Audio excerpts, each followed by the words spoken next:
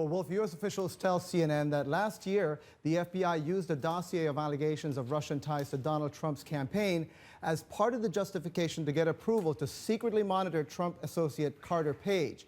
Now, those sources say that the FBI Director James Comey has cited the dossier in some of his briefings to members of Congress in recent weeks as one of the sources of information that the Bureau used to bolster its investigation. Now, this includes approval from the secret court that oversees the Foreign Intelligence Surveillance Act, known as FISA, to monitor Page's communications.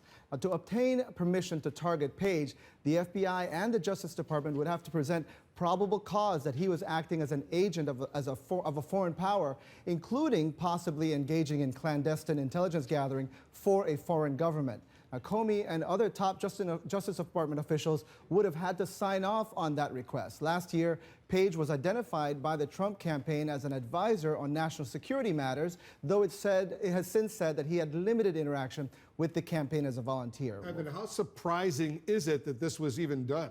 Well, it is surprising because Comey's briefings to lawmakers stands in contrast to the efforts in recent months by the Bureau and U.S. intelligence agencies to try to distance themselves from that dossier.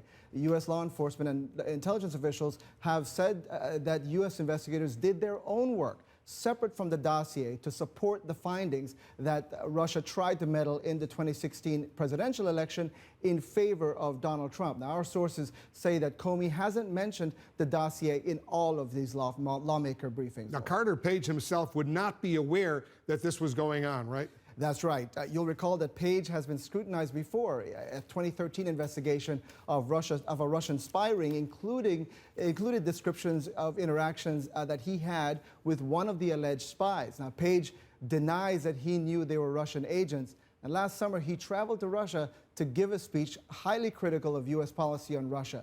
That speech actually drew the attention of the FBI, according to U.S. officials we've been talking to, raising concerns that Page perhaps was having contacts with suspected Russian operatives. Page says that he took the trip independently and that he expressed his own views, and overall he's disputed anything was illegal in his interactions with Russians. Now, he did send us a statement, and in that statement, Page says, quote, "I look forward to the Privacy Act of 1974 lawsuit that I plan to file in response to the civil rights violations by Obama administration appointees last year. The discovery process will be of great value to the United States as our nation hears testimony from them under oath and we receive disclosure of the documents which show what exactly was done in 2016. Wolf, he's pointing to Obama administration officials that he says are pushing these Russian allegations. You know, I'm sure you appreciate this because if this was going on, Evan, during the election, Democrats will almost certainly complain that James Comey, the FBI director, spoke about the FBI's investigation of Hillary Clinton during the election campaign, but never spoke about this. Right, exactly. And that's actually a criticism we've heard repeatedly from Democrats, Wolf. And the explanation that Comey has given, both to lawmakers and to people he's talked to about this, is that in contrast to the Clinton investigation, which was, in his view and in the FBI's view, a done investigation, wrapped up, finished. The Trump investigation was just getting started last July and certainly was not done by the time the election came around.